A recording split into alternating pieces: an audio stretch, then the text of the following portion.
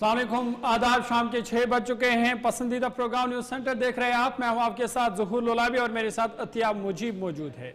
News centre में 10 अहम सुर्खियां आप तक पहुंचाएंगे, लेकिन उससे पहले आज दिन की 5 बड़ी खबरें कौन से रही है वो एक एक करके आपके सामने रखेंगे और उसके बाद उनकी तफसील भी आप तक पहुंचाएंगे। जहां पर पहली खबर रहने वाली है एमिटी हथियार पर गैर जिम्मेदार हाथों में है। राजनाथ सिंह की तरफ से कहा गया, जहां पर आज उन्होंने जो श्रीनगर का दौरा किया उस बीच इन बातों का इजहार किया और क्या कुछ कहा गया वो भी अब तक पहुंचाने की कोशिश करेंगे।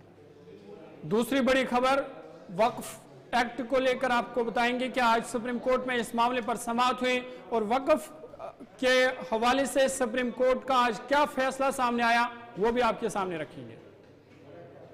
इसके अलावा अगली खबर मेंबर पार्लियामेंट इंजीनियर रशीद की रिहाई के मामले से जो अदालत की तरफ से सुनवाई की गई है, क्या कुछ कहा गया और एनआईए को हुक्मनामा भी जारी किया गया है। इस हवाले से पूरी जानकारी आप तक पहुंचाएंगे। और एक खबर तिरंगा रैली के हवाले से आपके सामने रखेंगे। आपको बता दें कि ऑपरेशन सिंदूर की कामयाबी पर आज जम्मू कश्मीर में भी तिरंगा रैली का आगाज हुआ। कहां से रैली निकली, कहां तक पहुंची, कहां तक इख्तिताम पजीर हुई वो भी आप तक पहुंचाएंगे। इसके अलावा महबूब मुफ्ती की तरफ से कहा गया कि जंग किसी मसले का हल नहीं है, ये बयान दिया गया और क्या कुछ कहा है वो भी आप तक पहुंचाएंगे। और बात तुर्की के हवाले से भी होगी, क्योंकि तुर्किया ने ये बड़ा बयान दिया है वहां के सदर रजब तैयब एर्दोगान ने, और उन्होंने कहा कि दोस्त नहीं बदले जा सकते। उन्होंने कहा कि वो पाकिस्तान की हिमायत करना नहीं छोड़ेंगे। उस वाले से भी आप तक खबर पहुंचाएंगे, लेकिन शुरुआत करेंगे बड़ी खबर के साथ। और बड़ा बयान वज़ीर दिफा राजनाथ सिंह का आज जम्मू कश्मीर के दौरे पर थे और श्रीनगर में आज उन्होंने बड़ा बयान दिया और कहा कि एटमी हथियार गैर जिम्मेदार हाथों में हैं। ये बड़ा और अहम बयान वज़ीर दिफा राजनाथ सिंह का पाकिस्तान की तरफ इशारा करते हुए उन्होंने ये साफ कर दिया और पूरे दुनिया को ये पैगाम दिया कि एटमी हथियार गैर जिम्मेदार हाथों में हैं। उन्होंने इस हवाले से इंटरनेशनल एटॉमिक एनर्जी एजेंसी से कहा कि वो इस हवाले से इकदाम उठाए और कहा कि पाकिस्तान के पास जो जौहरी हथियार है उसको, जो एटमी हथियार इंटरनेशनल एटॉमिक एनर्जी है, वो अपनी निगरानी में ले, क्योंकि पाकिस्तान के पास जो जौहरी हथियार है उन्होंने कहा कि इसका मतलब है कि जो एटमी हथियार है वो गैर जिम्मेदार हाथों में है। ऑपरेशन सिंदूर का जिक्र करते हुए उन्होंने कहा कि ऑपरेशन सिंदूर में हमने पाकिस्तान के जौहरी हथियारों की भी फिक्र नहीं की और ऑपरेशन सिंदूर के ज़रिए वहाँ के दहशतगर्द ठिकानों पर हमला किया गया। और आज उन्होंने जवानों की हौसला अफजाई की, उनको सलाम पेश किया और जिस तरह से ऑपरेशन सिंदूर में जवानों का किरदार रहा उसको उन्होंने सराहा। आज श्रीनगर में थे लेफ्टिनेंट गवर्नर मनोज सिन्हा, वज़ीर आला उमर अब्दुल्ला उनके साथ मौजूद थे, लेकिन खिताब करते हुए उन्होंने ये बड़ा बयान दिया कि एटमी हथियार गैर जिम्मेदार हाथों में हैं। उन्होंने कहा कि क्या जौहरी हथियार ऐसी गैर जिम्मेदार और बदमाश कौम के हाथों में महफूज है। उन्होंने कहा कि मेरा मानना है कि पाकिस्तान के जौहरी हथियारों को इंटरनेशनल एटॉमिक एनर्जी एजेंसी अपनी निगरानी में ले। उन्होंने कहा कि यह हथियार जो इंटरनेशनल की जो एटॉमिक एजेंसी है उन्हें अपनी हाथों में इन्हें लेना चाहिए, क्योंकि पाकिस्तान के पास जब तक ये हथियार है ये गैर जिम्मेदार हाथों में है। मजीद उन्होंने क्या कुछ कहा वो आपको सुनाते हैं।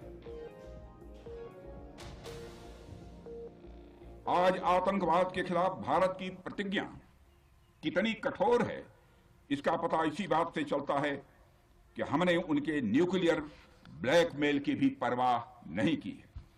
पूरी दुनिया ने देखा है कि कैसे गैर जिम्मेदाराना तरीके से पाकिस्तान द्वारा भारत को अनेक बार एटमी धमकियां दी गई हैं। आज श्रीनगर की धरती से मैं पूरी दुनिया के सामने यह सवाल उठाना चाहता हूं कि क्या ऐसे गैर जिम्मेदार और रोग नेशन के हाथों में परमाणु हथियार सुरक्षित हैं। मैं दुनिया के सामने यह सवाल खड़ा करना चाहता हूं। मैं मानता हूं कि पाकिस्तान के एटमी हथियारों को IAEA international atomic energy agency की निगरानी में लिया जाना चाहिए।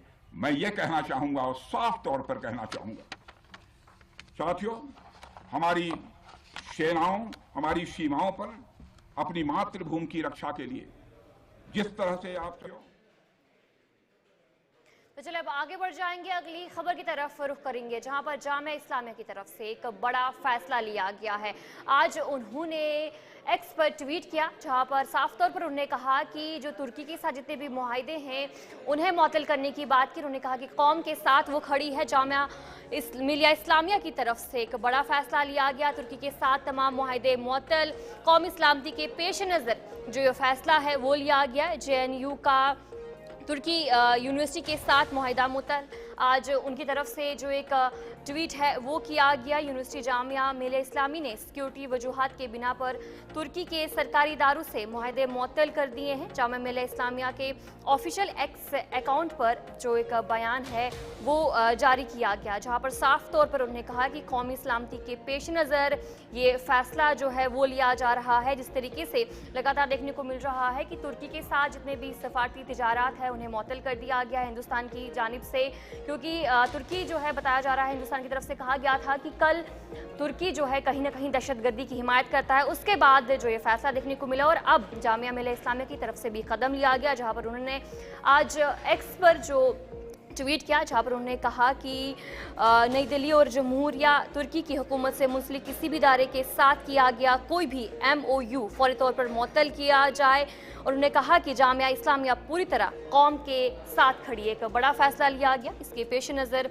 जो इस वक्त सूरत हाल बना है तुर्की के साथ, जामिया मिलिया इस्लामिया की तरफ से भी जो फैसला है वो लिया गया। आज उन्होंने ऑफिशियल अपने अकाउंट ट्विटर पर जो ये इन बातों का इजहार किया है। ऑपरेशन सिंदूर के दौरान तुर्किया का जो किरदार रहा पाकिस्तान के, उन्होंने खुलकर हिमायत की और उसके बाद लगातार भारतीय शहरियों में तुर्किया के खिलाफ गुस्सा देखा जा रहा है और इसका असर अब तालीमी सरगर्मियों पर भी देखा जा रहा है। और बड़ा नुकसान ये तुर्किया के लिए, तुर्किया की यूनिवर्सिटियों के लिए, क्योंकि जहां जवाहरलाल नेहरू यूनिवर्सिटी ने अपने मुआहदे तुर्किया यूनिवर्सिटी के खिलाफ जो है वो ख़त्म कर दिए, वहीं अब जामिया इस्लामिया उन्होंने भी अपने तमाम तर जो मुआहदे मेमोरेंडम या MOU थे वो ख़त्म कर दिए और ये बड़ा नुकसान तुर्किया के लिए माना जा रहा है।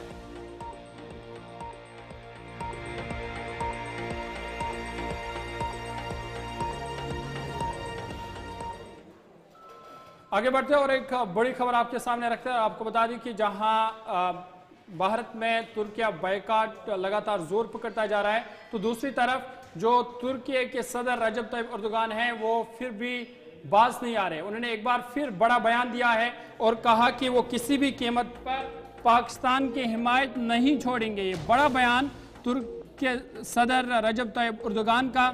उन्होंने कहा कि चाहे कुछ भी हो, किसी भी कीमत पर वो पाकिस्तान की हिमायत करना नहीं छोड़ेंगे।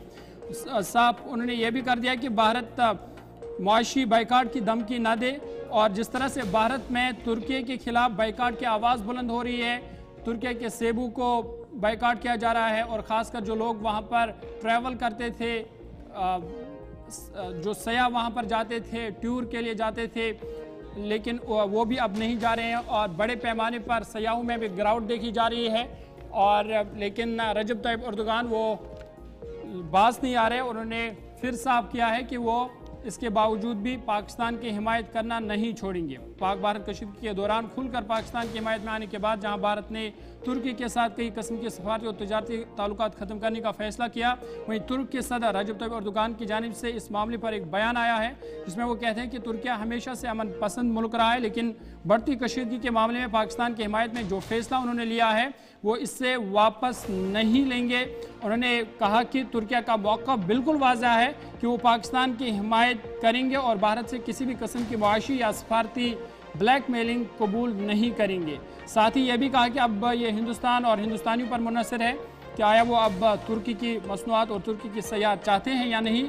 यह अलग बात है कि उस वक़्त वो ये बयान दे रहे हैं, लेकिन ये बात भी है कि कई गैर सरकारी इदारों और हिंदुस्तानियों का तुर्किया न जाना और वहाँ की मसनूआत का बाइकाट करना तुर्की की माशत और सेहत में बहुत बड़े पैमाने पर असरअंदाज हो रही है और आइंदा इससे भी ज़्यादा बुरे असरात जहाँ मुरतब होंगे। लेकिन तुर्की के सदर रजब तैयब अर्दोगान बाज नहीं आ रहे। उन्होंने ये साफ किया है कि वो किसी भी कीमत पर पाकिस्तान की हिमायत करना नहीं छोड़ेंगे। Pakistan and India, the tension that broke out was ended with ceasefire, and I wish to express our pleasure for this. The nefarious terror attack, or with the missile attack against Pakistan, we had a very clear stance. We expressed our support to the Pakistani public, and the tension which reached serious levels, and in order to decrease it, we made efforts. With Brother Shahbaz Sharif, we had a phone call which was very significant. News centre जारी है, छोटा सा break के बाद जल्द हाजिर होंगे।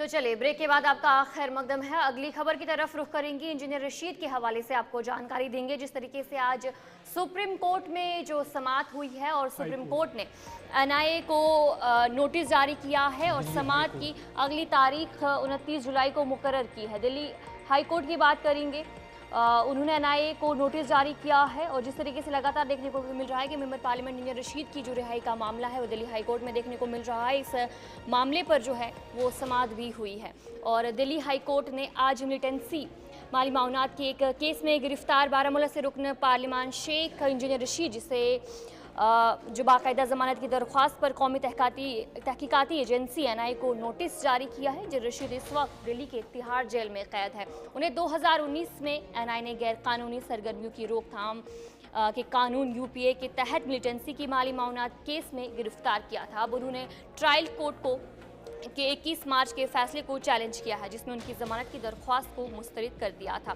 इसके अलावा इंजीनियर रशीद ने अपने खिलाफ जुर्म के फैसले को भी दूसरी अपील में चैलेंज किया है। समाअत के दौरान एनआईए के वकील ने अदालत को बताया कि इस अपील दायर करने में 104 दिन की ताखिर हुई है और कानूनी नकाजों के मुताबिक 90 दिन से जायद की ताखिर को माफ़ नहीं किया जा सकता। ताहम इंजीनियर रशीद के जो वकला है एडवोकेट आदित्य वाहदुआ और इसके अलावा वकील ओबराय ने मौक़िफ़ इख्तियार किया है कि इस ताख़ीर को जवाज़ फराहम किया जा सके और 90 दिन के मुद्दत को सख्ती से लागू नहीं किया जाना चाहिए, ख़ास तौर पर जब मामला किसी फ़र्द की ज़िंदगी और आज़ादी से मुताल्लिक हो। अदालत ने दलाइल को तस्लीम करते हुए ताख़ीर की माफ़ी की दरख्वास्त पर नोटिस जारी किया और समाअत अगली तारीख 29 जुलाई 2025 को मुकर्रर कर दी है। बता दें कि इंजीनियर रशीद अगस्त 2019 से गिरफ्तार है। बाद में उन्हें पार्लिमानी इंतखाबात के लिए छोड़ा गया था। वज़ीर आला उमर अब्दुल्ला को उन्होंने हराया था और उसके बाद जो लोकसभा में भी उनको हिरासती पैरोल पर रिहा किया गया था, जहां पर उन्होंने अपनी बात रखी। लेकिन फ़िलहाल आज जो ज़मानत के मामले पर सुनवाई हुई तो दिल्ली हाई कोर्ट में इस समाअत हुई और दिल्ली हाई कोर्ट ने एनआईए को नोटिस जारी किया और फिलहाल सबकी नज़रें अगली समाअत पर मुकर्रर रहेंगी, क्योंकि अगली समाअत 29 जुलाई को मुकर्रर की गई है।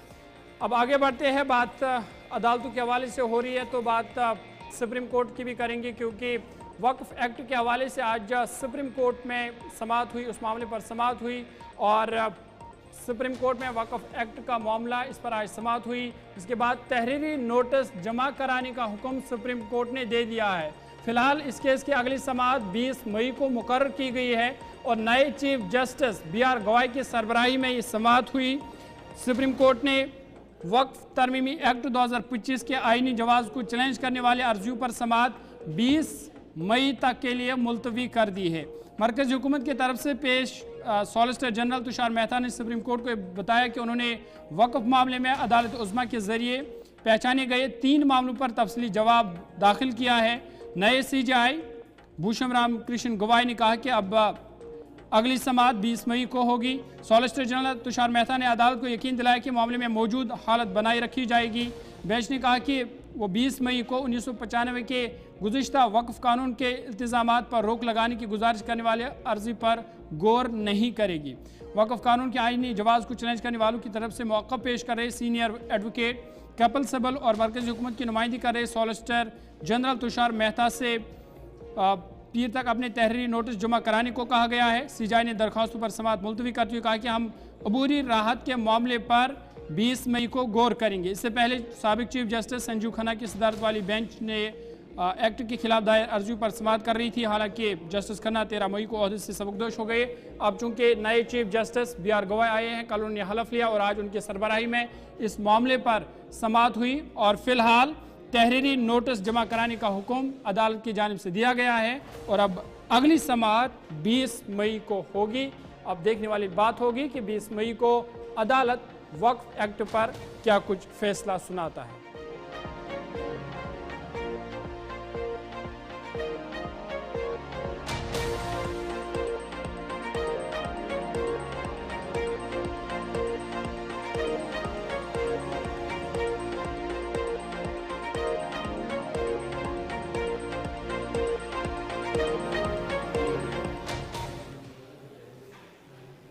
न्यूज़ सेंटर जारी है, छोटा सा ब्रेक के बाद जल्द हाजिर होंगे।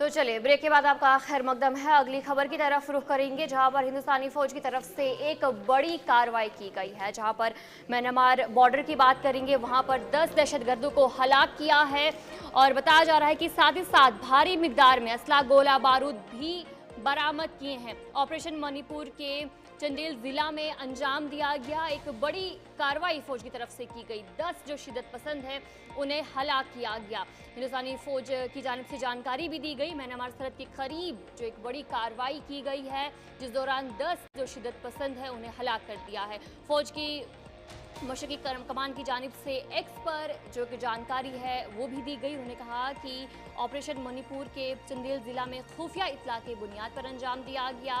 उनके मुताबिक 4 मई 2025 को स्पायर कोर के तहत तैनात आसाम राइफल्स की यूनिट ने मणिपुर के चंदेल जिला में वाक़या न्यू समितल गांव के करीब एक मखसूस ऑपरेशन शुरू किया गया। बयान में कहा गया कि खुफिया मालूमात में पता चला था कि हिंदुस्तान म्यांमार सरहद के करीब शिद्दत पसंद सरगर्म है। कार्रवाई के दौरान मुश्तबा शिद्दत पसंदों ने सिक्योरिटी फोर्सेस पर फायरिंग भी की, जिसका जवाब फौजियों ने भी दिया और इस फायरिंग के तबादले में 10 जो शिद्दत पसंद है उन्हें हलाक कर दिया और इसके बाद भारी मिकदार में जो हथियार है वो भी बरामद किए गए हैं।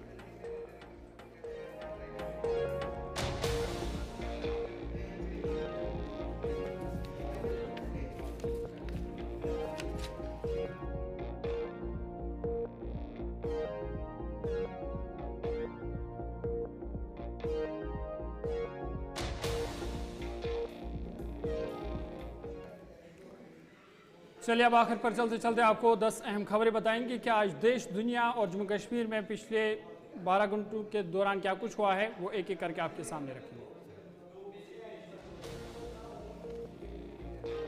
वज़ीर दिफा राजनाथ सिंह का जम्मू कश्मीर दौरा। पाकिस्तान के जौहरी हथियार गैर महफूज, आलमी इदारे इन कीमियाई हथियारों को अपनी तहवील में ले, राजनाथ सिंह का श्रीनगर में बयान। जनूबी कश्मीर के तराल में एनकाउंटर, जाए वक़ूअ से 3 मिलिटेंट की लाशें बरामद। एनकाउंटर इख्तिताम पजीर, IG कश्मीर ने दी जानकारी। ऑपरेशन सिंदूर की कामयाबी पर जम्मू कश्मीर में जश्न। जम्मू कश्मीर में निकली तिरंगा यात्रा। बीजेपी ने श्रीनगर के लाल चौक में भी निकाली तिरंगा रैली। PDP के सदर महबूब मुफ्ती ने मेंढर के मुख्तलिफ इलाकों का किया दौरा। हाला गोलाबारी से मुतासरा इलाकों में जाकर मुतासरीन से की मुलाकात। जम्मू कश्मीर के अखनूर में हालात मामूल पर आने लगे। शहरियों ने रोजमर्रा के मामूलात दोबारा किए शुरू। बाजारों में रौनक हुई बहाल, अवाम मुतमईन। राहुल गांधी ने इंतजामिया की रुकावटों के बावजूद तलबा से किया खिताब। कहा वजीर आजम मोदी 90% अवाम के खिलाफ। वक़्फ़ कानून पर सुप्रीम कोर्ट में समाअत 20 मई तक के लिए मुलतवी। अबूरी राहत के मामले पर 20 मई को होगा गौर। कर्नल सोफिया कुरैशी पर तौहीन-ए-आमेज तबसरा। हाईकोर्ट की सख्त हुक्म पर बीजेपी वजीर विजय शाह के खिलाफ FIR दर्ज। विजय शाह ने मांगी माफी। तमिलनाडु के कुडालोर में फैक्ट्री के सीवेज टैंक में धमाका। 20 अफराद हुए जख्मी। 50 घरों में दाखिल हुआ केमिकल वाला पानी। रूस और यूक्रेन के दरमियान जंग बंदी के लिए ट्रंप का तुर्की प्लान हुआ फेल। पुतिन की गैर हाजिरी से मिशन बना मजाक। में आज हमारे साथ इतना ही। अपने मेजबान ज़ुहूर लोलावी और अतिया मुजीब को दीजिए इजाजत। देश दुनिया की बाकी खबरों के लिए आप देखते रहिए गुलिस्तान न्यूज़।